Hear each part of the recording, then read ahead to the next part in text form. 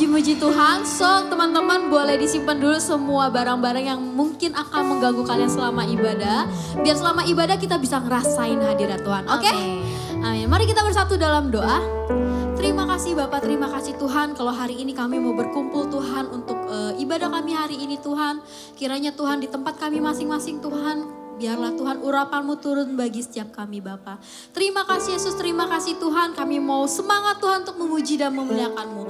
Yang semangat buat Tuhan sama-sama kita katakan amin. Amin.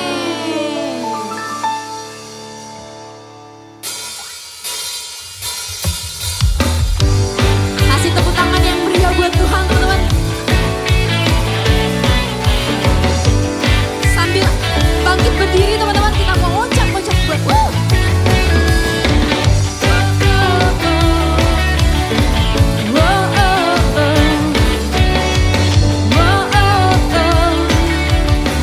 sama-sama kita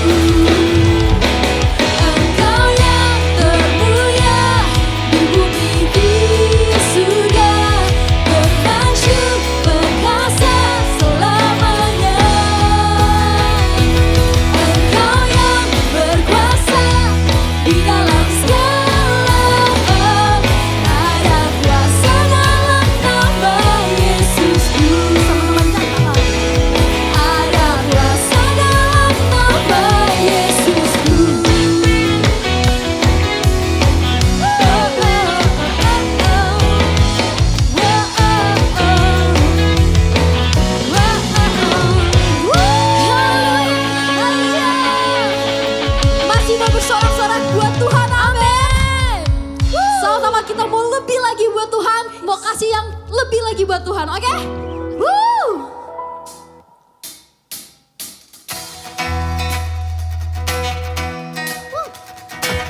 Sama-sama kita mau lebih lagi buat Tuhan teman-teman. Amin. Sama-sama mau nyatakan lebih lagi buat Tuhan. Kita mau bilang kalau Tuhan sangat baik di setiap kehidupan kita.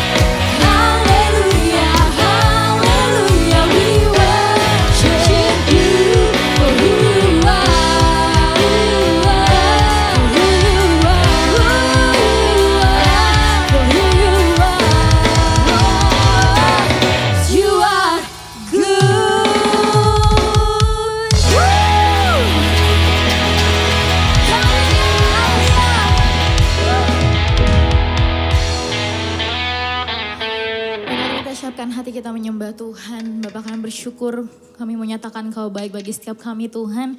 Hari ini kami datang bawa setiap hati kami, ngangkat setiap pujian penyembahan kami Tuhan. Kami mau bawa setiap ucapan syukur kami dengan sikap kami yang terbaik. Dimanapun kami berada saat ini Tuhan, kami akan mengangkat setiap tangan kami, mengangkat setiap pujian penyembahan kami bagimu Tuhan. Terima kasih Yesus, terima kasih Allah yang baik. Amin.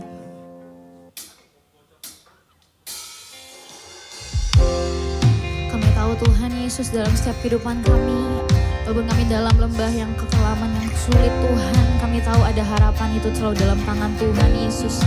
Kami menyatakan itu Tuhan, kami menyatakan ini Tuhan dari setiap hati kami. Kami menyatakan kami percaya Tuhan sama Engkau Tuhan. Sebab kami tahu Kau Tuhan Allah yang sanggup melakukan apapun itu Tuhan. Terima kasih, terima kasih. Kasih-Mu, karya-Mu nyata dalamku. Kau pegang hidupku dalam tangan-Mu. Darah-Mu, salib-Mu tebus hidupku. Nama-Mu berkuasa, sanggup bangkitkan. Nyatakan harapanku di dalam-Mu. Hanya Kau Yesus kuatku. Ku percaya, ku aman dalam-Mu.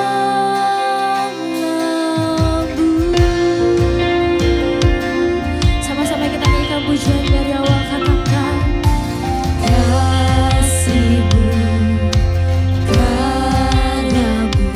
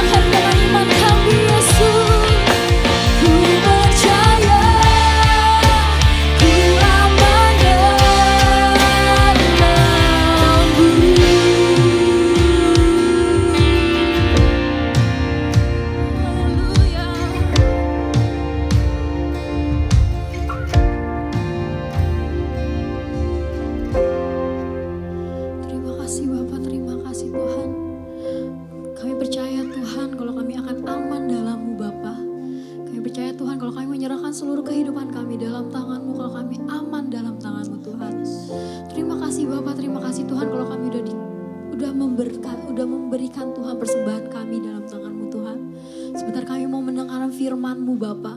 Kiranya firman-Mu Tuhan yang Kau sampaikan Tuhan dapat tertanam dalam setiap kehidupan kami Tuhan. Terima kasih Bapa, terima kasih Tuhan yang siap untuk mendengarkan firman Tuhan sama-sama kita katakan amin. Shalom teman-teman semuanya, apa kabar nih? Senang bisa ketemu sama teman-teman semuanya. Dan hari ini kita akan membahas tentang berbuah. Ya. Nah, pertanyaannya adalah mengapa harus berbuah? Nah, teman-teman, ternyata buah itu adalah hasil yang terlihat. Wujud yang nyata. Ya. Jadi berbuah itu adalah sebagai sebuah bukti bahwa seseorang itu dewasa. Dan karena memang orang yang dewasa itulah yang bisa memikul tanggung jawab. Teman-teman semuanya, kita hari-hari ini diminta sama Tuhan untuk menuntaskan amanat agung. Tentunya untuk bisa menjalankan tanggung jawab yang besar ini, kita membutuhkan yang namanya kedewasaan. Dan itu dilihat dari buah yang dihasilkan. Nah, sekarang kita mau belajar. Kualitas buah yang seperti apa yang diminta? Coba kita lihat. Yang pertama, di dalam Matius 3, ayat yang ke-10. Kapak sudah tersedia pada akar pohon. Dan setiap pohon yang tidak menghasilkan buah yang baik, pasti ditebang dan dibuang ke dalam api. Sekali lagi ya, kapak sudah tersedia pada akar pohon, dan setiap pohon yang tidak menghasilkan buah yang baik, pasti ditebang dan dibuang ke dalam api. Yang Tuhan minta, kita ini adalah menghasilkan buah yang baik, kualitasnya bagus. Coba kita pikirkan, kalau kita misalnya beli 1 kilogram jeruk. Meskipun jumlahnya banyak, tapi kalau ternyata jeruknya asam misalnya, tentu orang yang memakannya ya punya ekspresi tertentu. Artinya bisa jadi orang itu sebetulnya tidak mengharapkan jeruk yang dia makan itu asam. Karena dia pasti mengharapkan jeruk yang dia makan itu harusnya manis. Dan yang kedua, kualitas apa yang diinginkan oleh Tuhan? Buah yang seperti apa yang Tuhan mau untuk kita hasilkan? Kalau kita lihat di dalam Yohanes 15 ayat yang ke-8 dikatakan, dalam hal inilah Bapa-Ku dipermuliakan, yaitu jika kamu berbuah banyak. Dan dengan demikian, kamu adalah murid-murid-Ku. Kalau kita semua selama ini mengaku bahwa kita adalah murid-murid Yesus, harusnya yang terlihat dari murid Yesus itu adalah buah. Dan firman Tuhan minta kepada murid-murid, ya, buah yang dihasilkan itu adalah buah yang banyak. Jadi kita lihat bagaimana Tuhan minta, ya, bukan cuma baik, tapi buahnya juga harus limpah. Karena dengan cara seperti itulah, ya, bagaimana Yesus itu bisa terekspresikan di dalam diri kita. Yesus itu bisa terlihat melalui hidup kita. Nah, sekarang coba kalau kita lihat ya di dalam Yohanes 6 ayat yang ke-40. Sebab inilah kehendak Bapa-Ku, yaitu supaya setiap orang yang melihat Anak dan yang percaya kepadanya beroleh hidup yang kekal, dan supaya Aku membangkitkannya pada akhir zaman.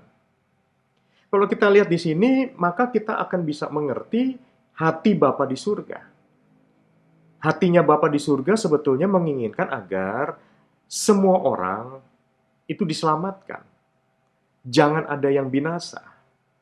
Nah, jadi tugas kita nih, ya, sama seperti Yesus. Di mana Yesus datang ke dunia ini, Yesus membawa pesan kepada manusia. Pesannya apa? Pesannya adalah Bapa di surga mengasihi manusia. Itu pesannya. Nah, jadi bagaimana Yesus menyampaikan pesan itu kepada manusia supaya manusia yang tadinya putus hubungan dengan Bapa di surga karena dosa, melalui Yesus Kristus, manusia diselamatkan. Sehingga hubungan yang hilang itu dikembalikan. Yohanes 3 ayat 16 berkata, karena begitu besar kasih Allah akan dunia ini, sehingga ia mengaruniakan anaknya yang tunggal, supaya barang siapa yang percaya kepadanya tidak binasa, melainkan beroleh hidup yang kekal. Nah, teman-teman bisa lihat di sini. Kasih Bapa di surga sedemikian besarnya. Dan dia mau tunjukkan itu. Dan itulah yang Yesus sampaikan kepada setiap kita. Melalui kematiannya di atas kayu salib, sebetulnya itu adalah pesan Tuhan Yesus kepada dunia ini. Bahwa Bapa di surga mengasihi manusia. Dan Yesus datang untuk menebus dosa setiap kita. Nah, teman-teman, kalau kita lihat di dalam Yohanes 6 ayat yang ke-40 tadi dikatakan, supaya setiap orang yang melihat anak, yang melihat Yesus, karena melihat Yesus menjadi percaya kepada Yesus. Karena percaya kepada Yesus yang adalah jalan, keselamatan, dan hidup. Maka mereka memperoleh hidup yang kekal. Artinya apa? Diselamatkan. Nah, jadi untuk orang diselamatkan, mereka harus percaya kepada Yesus. Dan untuk bisa percaya kepada Yesus, mereka harus lebih dulu bisa melihat Yesus, mendengar perkataan Yesus, mengalami perbuatan-perbuatan Yesus. Nah, sekarang bagaimana caranya di zaman modern seperti sekarang ini? Karena sekarang kan Yesus sudah bersama dengan Bapa di surga, duduk di sebelah kanan Allah Bapa. Lalu bagaimana caranya supaya Yesus bisa terlihat di zaman modern? Tidak bisa tidak. Tidak bisa tidak. Yesus harus terlihat melalui hidup kita, melalui hidup saya, dan juga melalui hidup kamu semuanya. Ya, jadi itulah pentingnya kenapa kita harus berbuah. Karena dari buah-buah yang kita hasilkan itulah orang bisa melihat Yesus melalui kita. Bagaimana kita memiliki karakter Kristus. Bagaimana hidup kita memiliki perkataan-perkataan Yesus untuk kita ucapkan. Bagaimana respon-respon yang kita tunjukkan. Apakah respon kita sama seperti Yesus atau tidak? Apakah orang-orang di sekeliling kita mengalami perjumpaan dengan Yesus? Juga salah satunya adalah melalui perbuatan-perbuatan yang kita lakukan kepada mereka. Sehingga ketika mereka melihat kita, mereka seperti melihat Yesus nyata melalui kita. Nah, teman-teman, jenis buah yang harus dihasilkan kalau kita baca di dalam Galatia 5 ayat 22-23 itu sudah jelas dikatakan, tetapi buah roh ialah kasih, sukacita, damai sejahtera, kesabaran, kemurahan, kebaikan, kesetiaan, kelemah lembutan, penguasaan diri. Tidak ada hukum yang menentang hal-hal itu. Nah, sekarang, bagaimana caranya untuk berbuah? Yang pertama,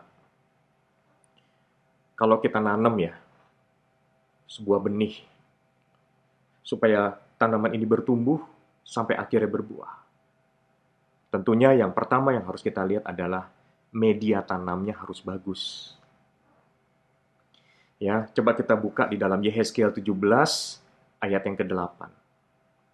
Dikatakan firman Tuhan, namun ia ditanam di ladang yang baik, dekat air yang berlimpah-limpah, supaya ia bercabang-cabang dan berbuah, dan supaya menjadi pohon anggur yang bagus. Jadi media tanamnya harus baik. Tanahnya harus bagus, ladangnya harus bagus, dan juga dekat dengan air yang berlimpah-limpah. bicara soal apa? Firman dan Roh Kudus. Firman dan Roh Kudus. Nah, sekarang tinggal masalahnya begini. Apakah hidup kita didasari oleh kebenaran firman atau tidak? Dan juga apakah hidup kita senantiasa dituntun oleh Roh Kudus, sumber air kehidupan itu, atau tidak? Kalau hidup kita didasari oleh kebenaran firman Tuhan, dan juga dituntun oleh Roh Kudus setiap hari, maka sebetulnya tidak ada alasan untuk tidak berbuah. Kenapa? Karena firman itulah yang membuat manusia rohani kita bertumbuh dan berbuah lebat. Roh Kudus menuntun kita, memberi kemampuan bagi kita untuk melakukan kebenaran-kebenaran firman Tuhan itu.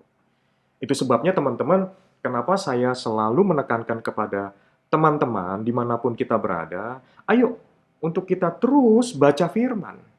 Bukan hanya dibaca, tetapi juga direnungkan, dipikirkan, dibayangkan. Tapi setelah itu, kita juga harus menjadi pelaku firman. Supaya apa yang direnungkan itu tidak menjadi sia-sia. Nah, mari kita semua menjadi pelaku firman. Karena dari situlah sebetulnya ya terlihat bahwa kita ini punya atau didasari hidup kita ini dengan kebenaran firman Tuhan. Nah, kemudian teman-teman, kalau di dalam Matius 13 ayat 23 dikatakan begini, yang ditaburkan di tanah yang baik ialah orang yang mendengar firman itu dan mengerti. Dan karena itu ia berbuah, ada yang 100 kali lipat, ada yang 60 kali lipat, ada yang 30 kali lipat. Jadi dengar firman dan ngerti firman. Dengar itu dari mana? Bisa dari khotbah yang kita dengar. Atau juga melalui pembacaan firman Tuhan yang kita kerjakan setiap hari. Nah, tetapi kita juga perlu yang namanya mengerti firman. Nah, jadi bagaimana caranya? Melalui perenungan firman, disitulah Roh Kudus berperan. Bukankah Roh Kudus itu juga adalah roh yang mengajar setiap kita? Jadi ketika kita baca firman, kita berdoa, Tuhan Roh Kudus, buat saya mengerti firman yang saya baca. Buat saya mengerti firman yang saya dengar. Supaya saya bisa tahu apa yang harus saya lakukan di dalam kehidupan saya. Nah, itulah kunci kemenangan. Ketika kita menjadi pelaku firman, maka ya kita kerjakan itu ada di dalam ketepatan. Dan kalau sudah berjalan di dalam ketepatan, pasti kehidupan kita adalah kehidupan yang berhasil. Nah, kemudian kalau kita baca di dalam Yesaya 32 ayat 15 sampai dengan ayat yang ke-17 dikatakan, sampai dicurahkan kepada kita roh dari atas. Apa itu? Roh Kudus. Maka padang gurun akan menjadi kebun buah-buahan. Dan kebun buah-buahan itu akan dianggap hutan. Di padang gurun selalu akan berlaku keadilan, dan di kebun buah-buahan akan tetap ada kebenaran. Di mana ada kebenaran, di situ akan tumbuh damai sejahtera. Dan akibat kebenaran ialah ketenangan dan ketentraman untuk selama-lamanya. Nah, teman-teman pilih. Mau tinggal di padang gurun yang gersang atau di kebun buah-buahan. Di padang gurun ini cirinya begini, mata ganti mata. Tapi di kebun buah-buahan cirinya apa? Kebenaran. Nah, kebenaran itu bukankah berkata ditampar pipi kanan, berikan pipi kiri. Tapi justru dengan cara yang seperti itu, ya, ketenangan dan ketentraman akan kita miliki untuk selama-lamanya. Keren ya? Nah, jadi pilihannya ada di kita. Mau tinggal di padang gurun atau di kebun buah-buahan. Tapi untuk bisa tinggal di dalam kebun buah-buahan, dasarnya harus kebenaran. Nah, kebenaran itu Salah satunya berkata, ampuni musuhmu misalnya. Ditampar pipi kanan, beri pipi kiri misalnya. Nah, ketika kita mau melakukannya, percayalah, seketika mungkin kita melihat ada kerugian di pihak kita. Tapi sebetulnya tidak. Itulah cara untuk kita hidup di dalam ketenangan. Itulah cara untuk kita hidup di dalam ketentraman. Bukan hanya sesaat, tapi untuk selama-lamanya. Percayalah bahwa ketika kita mengampuni sesuai dengan kebenaran firman Tuhan, ketika kita melakukannya, justru hidup kita jadi ringan. Tidur kita jadi nyenyak gitu. Nggak kepikiran, mikirin musuh kita terus. Ampuni aja. Maka kita akan dimerdekakan. Yang setuju katakan amin. Nah, berikutnya teman-teman. Yang kedua, ya, selain media tanamnya harus bagus dan juga harus ada air yang berlimpah. Yang kedua, benih harus mati. Nah, untuk bisa mati ya, itu butuh kerendahan hati dan bersedia dibentuk. Yang setuju katakan amin. Ya, karena untuk bisa mati ya, itu yang disentuh itu gengsi, harga diri. Nah, itu semua tuh. Izinkan proses terjadi dalam diri kita, tetapi respon yang harus kita tunjukkan, ayo kita punya respon yang benar. Daging kita ini pinginnya membalas. Perasaan kita ini pinginnya mendendam. Tetapi seseorang yang hidupnya di dalam firman dan menempatkan firman di atas segala-galanya, dia pasti akan bisa mengampuni. Nah, mengampuni itu bukan urusan perasaan, tetapi itu adalah sebuah keputusan yang kita dasarkan atas kebenaran firman yang berbicara kepada kita. Perasaan kita pasti pinginnya membalas. Tapi kalau kita memilih kebenaran firman, pasti kita bisa memutuskan, aku mau mengampuni, sekalipun perasaanku masih terasa sakit. Nah, ketika kita berjalan terus dengan cara-cara yang seperti itu, sebetulnya kita sedang melatih manusia roh kita untuk memilih kebenaran lebih daripada berjalan di dalam perasaan-perasaan belaka. Justru dengan cara seperti itulah kita ya akan berjalan di dalam kemenangan demi kemenangan. Jadi izinkan benihnya mati. Karena di dalam Yohanes 12 ayat 24 dikatakan, aku berkata kepadamu sesungguhnya jikalau biji gandum tidak jatuh ke dalam tanah dan mati, ia tetap satu biji saja. Tetapi jika ia mati, ia akan menghasilkan banyak buah. Nah, jadi kalau teman-teman hari-hari ini lagi diproses, ya lagi dalam tekanan, ya mungkin disalah mengerti, atau mungkin ada orang yang tidak menghargai semua. Nah, itu bagian dari kehidupan yang memang harus kita hadapi. Pertanyaannya adalah, respon yang kita tunjukkan itu seperti apa? Karena mau marah bisa, mau membalas bisa, betul ya? Atau kita mau mengampuni, mau mengasihi, tidak membalas kejahatan dengan kejahatan, tapi kita bisa berbuat baik kepada orang yang jahat kepada kita. Lalu kemudian, yang ketiga, selain benihnya sudah mati, sehingga dia bisa bertumbuh. Nah, ketika bertumbuh, dalam pertumbuhannya itu juga ada proses yang namanya dipangkas dan dibersihkan. Di sini ada peranan yang namanya sangkal diri dan pikul salib. Di sini ada yang namanya ketaatan.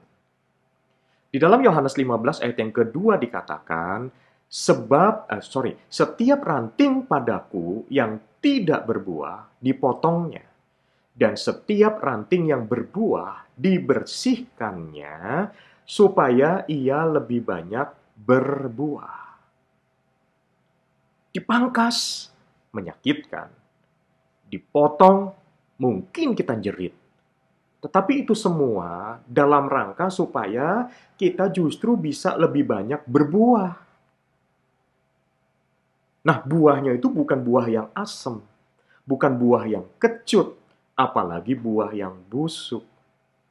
Tujuannya adalah biarlah kita semua bisa menghasilkan buah yang baik dan limpah. Sekali lagi ya, tujuannya adalah supaya kita bisa menghasilkan buah yang baik dan banyak dan limpah. Nah, teman-teman semuanya, jadi kita harus melihat di sini proses-proses yang terjadi di dalam kehidupan kita itu bukan untuk menghancurkan kita. Tetapi justru itu bagus buat kita untuk kita bisa berbuah lebih baik dan lebih banyak. Karena justru disitulah ya kehidupan kita bisa menjadi kehidupan yang menyenangkan hati Tuhan. Dari situlah karakter Kristus itu bisa kelihatan. Melalui apa? Melalui buah-buah yang kita hasilkan. Bisa dinikmati oleh orang-orang di sekeliling kita. Sehingga setiap kali kita hadir di tengah-tengah mereka, mereka bisa merasakan kasih dari Bapa di surga yang disalurkan melalui hidup kita yang berbuah-buah. Rasanya berbuah, ya, itu memang sebuah perjalanan kehidupan. Tetapi percayalah bahwa berbuah itu juga ada peranan Roh Kudus di dalam diri kita. Tapi puji Tuhan, ya, setiap kita yang percaya kepada Yesus dan menjadikan Yesus itu Tuhan dan Juru Selamat, di dalam diri kita ada Roh Kudus. Roh Kudus dicurahkan dan tinggal di dalam diri kita. Roh Kudus yang mengajar, dan Roh Kudus juga yang menuntun kita, memampukan kita untuk kita bisa berbuah-buah yang baik dan banyak seperti yang Tuhan inginkan. Tuhan Yesus berkati. Amin. Mari kita berdoa yuk. Tuhan, terima kasih buat hari ini. Kami mengucap syukur Tuhan karena kami mendengar kebenaran firman-Mu, bagaimana Tuhan minta kami untuk berbuah. Bukan hanya banyak, tapi kami juga berbuah, menghasilkan buah yang baik. Oleh karena itu Roh Kudus, bantu setiap kami, tuntun kami hari demi hari. Biarlah dalam setiap firman yang kami dengar, yang kami baca, kami memiliki pengertian yang benar tentang kebenaran firman Tuhan. Sehingga bukan hanya direnungkan, tapi kami juga melakukan kebenaran-kebenaran firman Tuhan. Dari situlah kehidupan kami akan bertumbuh dan akan menghasilkan buah-buah yang baik dan limpah. Sehingga setiap orang yang ada di sekeliling kami bisa merasakan buah yang kami hasilkan. Mereka bisa menikmati kasih dari Bapa melalui kehidupan kami yang berbuah-buah. Terima kasih Tuhan, kami serahkan kehidupan kami, sekalipun kami masih muda, tapi justru pakai masa muda kami Tuhan, untuk berdampak bagi banyak orang lebih lagi, dan kami bisa menyenangkan hati Tuhan. Selama kami masih muda, diberi kekuatan yang luar biasa oleh Tuhan. Kami mau Tuhan menjadi generasi Yeremia yang menuntaskan amanat agung di dalam kehidupan kami. Mengucap syukur untuk Roh Kudus yang dicurahkan bagi setiap kami Tuhan dalam era Pentakosta yang ketiga ini. Terima kasih karena Roh Kudus ada di dalam diri kami yang akan mengajar kami dan memampukan kami untuk kami bertindak seperti Yesus, berkata-kata seperti Yesus, mengambil keputusan seperti Yesus, meresponi seperti Yesus, sehingga kami bisa menjadi sarana surga untuk menyatakan kasih dari Bapa di surga kepada banyak orang yang ada di sekeliling kami. Terima kasih Bapa buat kesempatan yang Tuhan beri untuk kami boleh berdampak bagi banyak orang dan memuliakan nama Tuhan. Dalam nama Tuhan Yesus, kami berdoa dan kami mengucap syukur. Haleluya. Amin. Tuhan Yesus berkati.